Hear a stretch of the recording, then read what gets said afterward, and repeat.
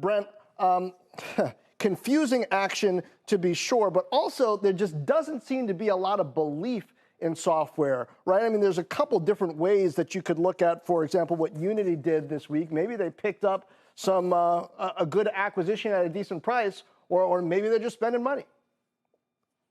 Yeah, I mean, listen, I think I think you have to put it into perspective. Looking at 1 week, let's put the software group into perspective. Looking at a group that's been down consecutively for 8 consecutive months. This is a group that's down about 52% since November alone. So yes, it's been a tough week. You've had some specific catalysts that are weighing on some of these indexes, but we're still up month to date. July actually is the first so far month to date slight bounce that we're seeing in cloud software, but there are a lot of concerns out there. You have we took our numbers down on Microsoft last week around FX. We're going into earnings season here in July and August, where we expect pretty challenging kind of numbers as you think about the possible growth resets in the software space, as you start to think about some of these increasing recessionary risks starting to impact cloud spending intent. So it's been a challenging 8 weeks. Yes, it's been a challenging week.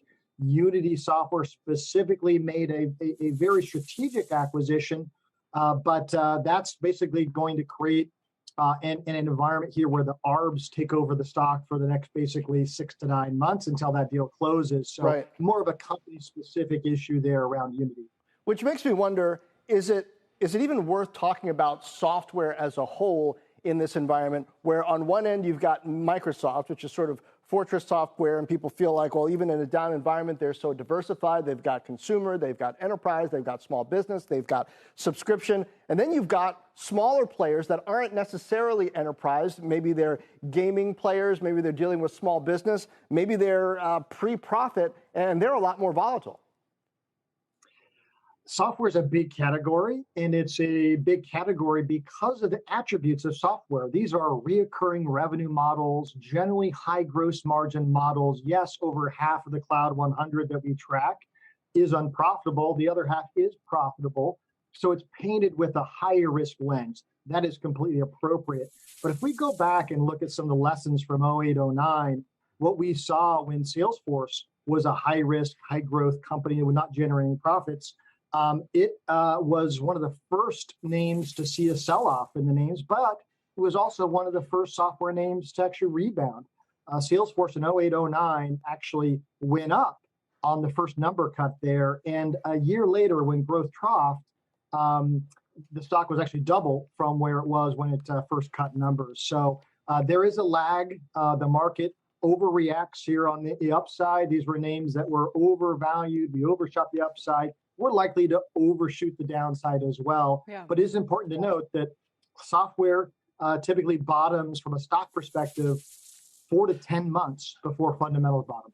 Just as we saw it top out 4 to 10 months before the rest of the market, Brent. So Salesforce has now returned 4,000% in 20 years. What are a couple of names that you think have that kind of upside potential in your coverage space?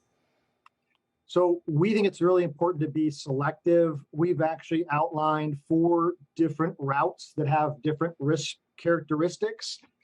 Maybe I'll just stick with the play it safe route. These are the names that have the highest free cash flow potential. These are names like Viva Systems that sells software and has helped digitizing that drug process, trying to reduce the time it takes for life sciences companies to develop drugs. That's a company with 40% free cash flow margins, very attractive entry point here if you want to play it safe route. We also like Salesforce, again, here with the sell-off. It looks pretty compelling. It's actually a lower valuation multiple than Oracle.